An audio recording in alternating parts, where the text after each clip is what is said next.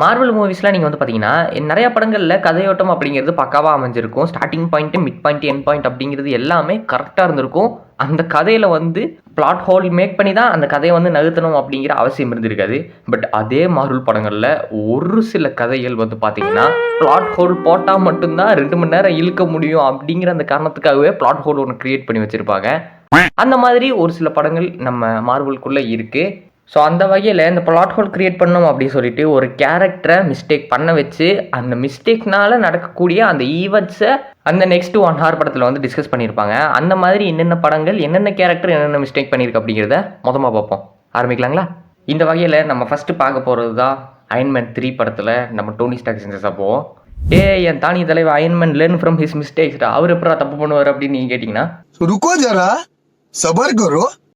அதாவது iron man அப்படிங்கிற அந்த கேரக்டர் எவ்வளோ இன்டெலெக்சுவலான ஆள் அப்படிங்கிறது depends on the writer's hand. Writer என்ன எழுதுறாரோ அதுதான் ஸ்க்ரீனில் ரிஃப்ளெக்ட் ஆகும். ஸோ அப்படி பார்க்கும்போது டோனி ஸ்டார்க் இன்டெலிஜென்ட்டா இல்லையா அப்படிங்கிறத முடிவு பண்ணுறது ரைட்டர்ஸ் கையில் தான் இருக்குது. அப்படி அந்த படத்தில் அவர் என்ன தப்பு பண்ணியிருப்பார் அப்படின்னு பார்த்தீங்கன்னா, நம்ம ஹாப்பி ஹோகன் போன இடத்துல ஒரு பாம் பிளாஸ்ட் அப்படிங்கிறது நடந்திருக்கும். அதனால் நம்ம ஹாப்பி ஹோகன் பட்டு பயங்கரமாக வந்து காயத்தோட படுத்து கிடப்பாரு. அப்படி அதை பார்த்துட்டு எமோஷனலாகி வந்த நம்ம அயர்ன் மேன் வந்து பார்த்தீங்கன்னா, வெளியே ஏகப்பட்ட ப்ரெஸ் மீடியா நின்றுருப்பாங்க. அப்போ அவங்க கிட்ட போய் என் வீட்டு அட்ரஸ் இதுதான்டா, தைரியமான ஆளாக இருந்தால் என்கிட்ட வந்து சிங்கிள்ஸ் செய்யுங்கடா அப்படின்னு சொல்லிட்டு அவர் போய் கொஞ்ச நேரத்துலேயே அந்த இடத்துக்கு வந்து ஹெலிகாப்டர்ஸ்லாம் வச்சு அட்டாக் பண்ணி தண்ணிக்குள்ளே விழுந்து தத்தளிச்சு ஒரு மார்க் 42 சூட்டை போட்டு பறந்து போய் ஆள் அட்ரஸே தெரியாத இடத்துல போய் விழுந்து அங்கே போய் கஷ்டப்பட்டுட்டு இருந்திருப்பாப்ல. பட் நம்ம ரைட்டர்ஸ் அந்த ஒரு பர்டிகுலர் இடத்துல நம்ம டோனி ஸ்டார்க்கை டம்பாக காட்டினதுக்கான காரணம் இதுக்கடுத்து வர அந்த சீக்வன்சஸ் எல்லாத்துலேயுமே நம்ம டோனி ஸ்டார்க்கை இன்டெலெக்சுவலாக காட்டணும்னு சொல்லிட்டு தான். ஏன்னா ஊர் பேர் தெரியாத ஒரு இடத்துல போயிட்டு அங்கே இருக்கக்கூடிய ரிசோர்ஸஸை வச்சு நம்ம டோனி ஸ்டார்க்னால எப்படி சர்வைவ் ஆக முடியுது அப்படிங்கிறது தான் அந்த படத்தில் தெளிவாக காட்டப்பட்ட ஒரு விஷயம் அப்படின்னு சொல்லலாம். ஆனால் வாய் விடாமல் இருந்திருக்கலாம். இதில் அடுத்த சம்பவம் யார் பண்ணது அப்படின்னு பார்த்தீங்கன்னா, நம்ம அயர்ன் மேனோட சிசி புள்ளியான ஸ்பைடர்மேன் பார்த்த வேலை தான். இந்த சம்பவம் ஆக்சுவலாக நம்ம Peter Parker for from home படத்தில் பண்ண சம்பவம். அதாவது இந்த ஃபார் ஃப்ரம் ஹோம் படம் அப்படிங்கிறது எங்கேயும் முடிஞ்ச அப்புறம் நடக்கும். ஸோ அந்த டைம் அயர்ன் மேன் செத்துட்டாரு. அப்படி சாகும்போது அவருடைய ஒரு பார்ட் ஆஃப் த டெக்னாலஜியான ஈடுத்தை நம்ம பீட்டர் பார்க்கர் கிட்ட அந்த ஈடித் கிளாஸை வந்து விட்டுட்டு போவார். எதுக்காகன்னா, இன்கேஸ் ஏதாவது பெரிய பிரச்சனையோ பெரிய த்ரெட்டோ வந்துச்சுன்னா இந்த உலகத்துக்கு உன்னுடைய உதவி தேவைப்பட்டால் உனக்கான ஒரு பேக்கப்பாக இந்த ஈடுத்தை வச்சுக்கோ அப்படின்னு சொல்லிட்டு. ஆனால் இந்த புளுத்தி குழந்தை என்ன பண்ணுவார் அப்படின்னு பார்த்தீங்கன்னா, இந்த மாதிரி ட்ரோனெல்லாம் அமுச்சு பிராடுங்கிற அவனுடைய கிளாஸ்மேட்டே கொல்ல பார்ப்பான். இதை தெரிஞ்சுக்கிட்ட நம்ம நிக் ஃபியூரி வந்து பார்த்தீங்கன்னா கிளின்னு கிழிச்சு விட்ருவாப்புல. பேட்ச் கண்ணை நம்ம நிக் ஃபியூரி திட்டினால சங்கடம் அடைஞ்ச ஸ்பைடர்மேன் வந்து பார்த்தீங்கன்னா, எனக்கு சுத்தமாக ரெஸ்பான்சிபிலிட்டியே இல்லை, இப்போ அதை நான் என்ன பண்ணுறது, ரெஸ்பான்சிபிளாக இருக்கிற ஒரு ஆள்கிட்ட இதை நான் கொண்டு போய் சேர்த்துட்டா என்னுடைய வேலை முடிஞ்சிடும் அப்படின்னு சொல்லிட்டு மிஸ்டீரியோ கிட்ட தூக்கிட்டு போய் அந்த ஈடித் கிளாஸை வந்து கொடுத்துட்டு வந்துருவாரு. உண்மையிலே ஜோக்கர் தான் அண்ணே, இந்த கிளாஸ் தம்பி மூச்சிக்கு சுத்தமாக செட் ஆகலை, நீங்கள் போட்டுக்கோங்க அப்படின்னு சொல்லிட்டு அது கொடுத்துட்டு வந்துட்டு அப்புறம் தான் இது எவ்வளோ இர்ரெஸ்பான்சிபிளான வேலை அப்படிங்கிறதே நம்ம ஸ்பைடர்மேனுக்கு தெரியும். அதுக்கப்புறமா தான் அவர் ஃபேஸ் பண்ணுற பிரச்சனைகள் என்னென்ன, இந்த மாதிரி ட்ரோன்ஸை வச்சுட்டு நம்ம மிஸ்டீரியோ என்னெல்லாம் பண்ணுறாருங்கிறது தான் மீதி படமாக இருக்கும். இதுக்கு பதிலாக அப்படி தான் ரெஸ்பான்சிபிளாக இல்லைன்னு தெரிஞ்சுக்கிட்டு நம்ம ஸ்பைடர்மேன் வந்து பார்த்தீங்கன்னா, அவர் ரெஸ்பான்சிபிள் ஆகிட்ட அப்புறமா இந்த கிளாஸை வாங்கி போட்டுக்கலான்னு சொல்லிட்டு இந்த கிளாஸ் எடுத்துகிட்டு போய் நம்ம ஹாப்பி கிட்ட கொடுத்துருந்தா. அடுத்த சம்பவமும் நம்ம பீட்டர் பார்க்கர் பண்ணதே தான். ஸ்பைடர்மேன் நோ வே ஹோம் படத்தில் இந்த மாதிரி மிஸ்டீரியோ கிட்ட ஈடித் கிளாஸை கொடுத்து பின்பக்கம் தீஞ்சு போகிற அளவுக்கு அடி வாங்கி எப்படியோ நம்ம மிஸ்டீரியோவை தடுத்து நிறுத்தி அந்த ஈடித் கிளாஸை திரும்ப வாங்கிட்டாலும் அந்த படத்தோட எண்டிங்கில் வந்து பார்த்தீங்கன்னா பீட்டர் பார்க்கர் தான் ஸ்பைடர்மேன் அப்படிங்கிறது உலகத்துக்கே தெரிஞ்சிடும். அவருடைய ஐடென்டிட்டியே ரிவீல் ஆகிரும். இதனால் நம்ம பீட்டர் பார்க்கர் ரொம்ப டிப்ரெஸ்ட் ஆகிடுவார். அண்ட் அவருக்கான ப்ரைவசி இருக்காது. அதனால நம்ம பீட்டர் பார்க்கர் என்ன பண்ணுவார்னு பார்த்தீங்கன்னா, இதெல்லாம் தீர்த்து வைக்கணும்னா எனக்கு ஒருத்தர் தெரியும் அப்படின்னு சொல்லிட்டு நேராக நம்ம மருத்துவ வினோதனோடைய வீட்டுக்கு போயிருப்பார். தம்பி, இதெல்லாம் ஒன்றும் பிரச்சனை இல்லை, லெஃப்ட்டில் தட்டுறேன் விடு அப்படின்னு சொல்லிட்டு நம்ம மருத்துவ வினோதனும் கூட்டிகிட்டு போகும்போது நம்ம மருத்துவ வினோதன் போட போகிற அந்த ரெசிபிக்கு இடையில வந்து நம்ம பீட்டர் பார்க்கர் அவருடைய வாயை நுழைச்சி இவங்களுக்கு மறக்கக்கூடாது அவங்களுக்கு மறக்கக்கூடாது அப்படின்னு சொல்லிட்டு போட்டு குழப்பி அந்த மந்திரமே மொத்தமாக ஸ்பாயில் ஆகிடும்.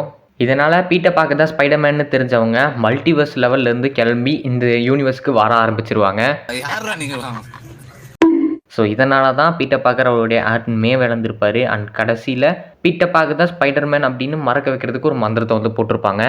என்னை கேட்டால் ஒன்று இதெல்லாம் தான் நான் பண்ணணும், இந்த மாதிரி இவங்களுக்கெல்லாம் மறக்கக்கூடாது, மற்றவங்களுக்கெல்லாம் மறந்துடணும் அப்படின்னு தெளிவாக டிஸ்கஸ் பண்ணிவிட்டு அந்த ரெசிபி மந்திரத்தை போட்டிருக்கலாம். அப்படி இல்லைன்னா மிஸ்டீரியோ அனுப்பிச்ச அந்த வீடியோவை எல்லார் மைண்ட்லேருந்து டெலீட் பண்ணியிருந்தாருங்கன்னா இந்த பிரச்சனையே இருந்திருக்காது. 2 மணி நேரம் படம் தேவையே இல்லை.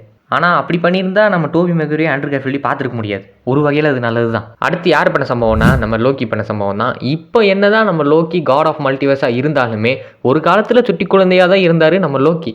அப்படி இருக்கும்போது இந்த தோர் ராக்னராக் படத்தில் வந்து பார்த்தீங்கன்னா நம்ம தோரோடைய அக்காவான ஹெல்லா வந்து எர்த்தில் இறங்கியிருப்பாங்க. ஹெலா அக்கா வந்து எர்த்துக்கு வந்ததுலாம் இங்கே பிரச்சனையே கிடையாது. அதாவது இப்போ என்ன பிரச்சனைன்னா, ஐயோ இன்னும் பேசின இடையில எஸ்டிஆர் வருது.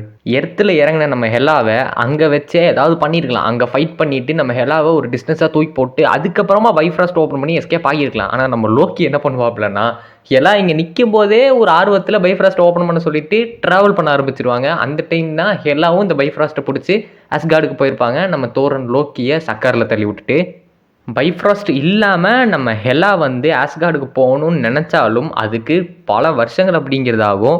இங்கே பைஃப்ராஸ்ட் ஓப்பன் பண்ணி மிகப்பெரிய மிஸ்டேக் பண்ணதே நம்ம லோக்கி தான். அதனால தான் அஸ்கார்டே அழிஞ்சு போச்சு. போய் சர்ட்டரை எழுப்பி விட்டதும் நம்ம லோக்கியாக தான் இருப்பார். ஆனால் அதுக்கு முன்னாடியே இப்படி ஒரு பங்கமான வேலை பார்த்து விட்டக்கப்புறம் தான் சர்ட்டரையே எழுப்பி விட்ருக்காரு நம்ம லோக்கி. அடுத்து சம்பவம் பண்ணது யாருன்னா நம்ம ஸ்டார்லார்டு தான். அவெஞ்சர்ஸ் இன்ஃபினிட்டி வார் படத்தில் கண்டிப்பாக நம்ம ஸ்டார்லார்டுக்குன்னே ஒரு ஹேட்டட் குரூப் அப்படிங்கிறது பரவே இருக்கும். ஏன்னா நானும் அந்த லிஸ்ட்டில் தான் இருந்தேன். அதுக்கப்புறம் மெச்சூர்ட் ஆகிட்டேன். பேசிக்காக எப்பயுமே பிளான் போடுறவங்க வந்து கரெக்டாக தான் இருப்பாங்க. அப்படி இருந்து பிளான் போட்டு எக்ஸிக்யூட் பண்ணுறவங்க வேணால் தப்பு பண்ணுவாங்களே தவிர பிளான் பண்ணவங்க தப்பு என்றைக்குமே பண்ண மாட்டாங்க. ஆனால் இந்த விஷயத்தை நம்ம ஸ்டார்லார்ட் அப்படியே ஆப்போசிட்டாக மாற்றிருப்பார். அந்த டைட்டனில் நடந்த மிகப்பெரிய பேட்டிலுக்கும் நம்ம தேனோஸை டேக்கிள் பண்ணி நம்ம தேனோஸை ஹோல்ட் பண்ணி வைக்கிற வரைக்குமே எல்லாத்துக்கும் பிளான் போட்டு கொடுத்தது நம்ம ஸ்டார்லார்ட் தான். அண்ட் எக்ஸிக்யூட் பண்ணவங்களும் அதை பக்காவாக பண்ணியிருப்பாங்க. ஆனால் பிளான் போட்டு தந்தவனே பைத்தியக்காரன் ஆகிட்டான் அப்படிங்கிற மாதிரி கமோரா எங்கேன்னு கேட்டு நம்ம மொட்டை மாமா தேனோஸை போட்டு அந்த அடி அடிக்க நம்ம மேண்டிஸோட கண்ட்ரோலில் இருந்து மொட்டை மாமா வெளியே வந்துடுவார். அதுக்கு அந்த கான்லெட்டை கழட்டுற வரைக்கும் வெயிட் பண்ணிவிட்டு அதுக்கப்புறமா கூட சிங்கிள்ஸ் கேட்டிருந்தேன்னா நீ அவனை போட்டு தள்ளியிருக்கலாம்டா. ஏன்டா இப்படி பட்டிருக்க? அப்படி இல்லைன்னா டாக்டர் ஸ்ட்ரேஞ்சோட போர்ட்டல் ஓப்பன் பண்ணி கையை மட்டும் கசாக் பண்ணி எடுத்துருக்கலாம். அந்த டைம் யோசிக்கல போல இருக்கு யாருப்பே. ஸோ ஃபைனலாக நான் என்ன சொல்ல வரேன்னா, நாவூர் கடையில் வாங்கின பிரியாணி உளுந்தூர்பேட்டையில் இருக்க நாய்க்கு தானே, அது யாராலையும் மாற்ற முடியாது. எவ்வளோ பெரிய படமாக இருந்தாலும் பிளாட் ஹோல் இருந்தால் மட்டும்தான் அடுத்த செக்மெண்ட் நகரும்னா அதை யாராலையும் மாற்ற முடியாது. வீடியோ பிடிச்சிருந்தா லைக் பண்ணிட்டு மறக்காமல் நம்ம சேனல் சப்ஸ்கிரைப் பண்ணி அந்த பெல் ஐக்கானை கிளிக் பண்ணிக்கோங்க. சென்று வட்டா.